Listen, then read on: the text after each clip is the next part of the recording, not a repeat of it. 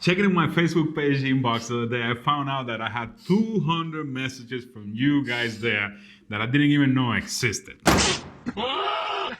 For some reason, I never got notified and I wasn't able to get to them on time. What? Within those messages, I got a lot of questions about a lot of different topics.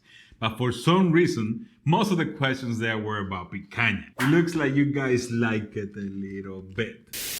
Now, if you're a picanha hater, I will have to inform you that you will have to wait for another video because this one is all about picanha. If you want to turn the channel, go ahead, fool. Turn the channel. I'm planning on making more videos like this one about all the topics that you guys ask about. But if you have any questions, just put it down there in the comments or send me a message in the Facebook page, even though I don't know when I'm gonna get to that.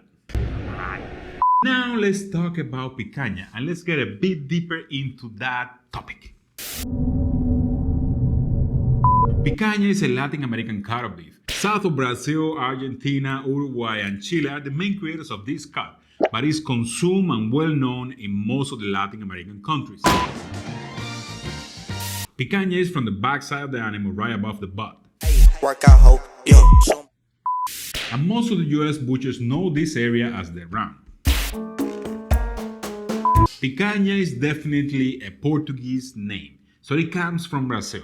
But in the other portion of Latin America where people speak Spanish, it's called punta de quadril. Also, the French call it culotte as a reference to an item of clothing worn in the lower part of the body.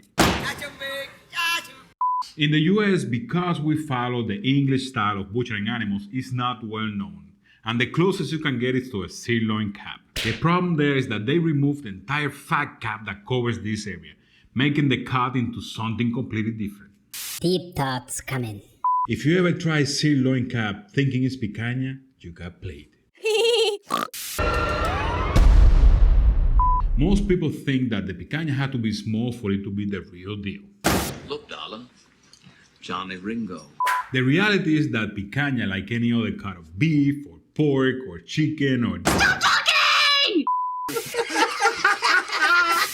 has technicalities that the butcher had to follow in order to sell it. A better example would be the difference between the porterhouse and the T-bone. And if you don't know about that one, you will have to wait for another video. So the size of the cut is dictated by the size of the animal, not by how big the picanha is or how much it weighs. A bigger or older animal will have a bigger picanha, but remember, size don't matter.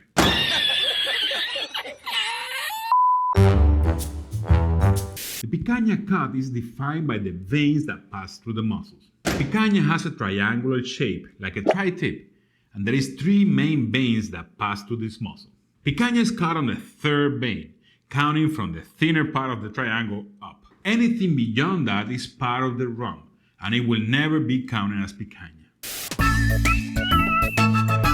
If you ever try sirloin, you know the taste, with a huge difference. The meat will be tastier and juicier because of the fat cat melting into the meat when you cook it. The sirloin sample, guys, is only a reference. Picanha is way better than that.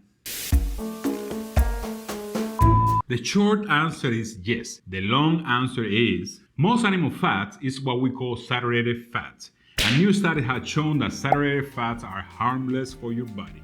I don't eat picanha every day and I don't recommend anybody to do it. But that really goes with any other food. Excess of anything is bad. And those are the most common questions I got from you guys in my Facebook page messages. In the next video, we're going to be talking about picanha preparation. For now, that's all. But remember, if somebody asks you, how do you learn all that? You tell them, the ninja told you.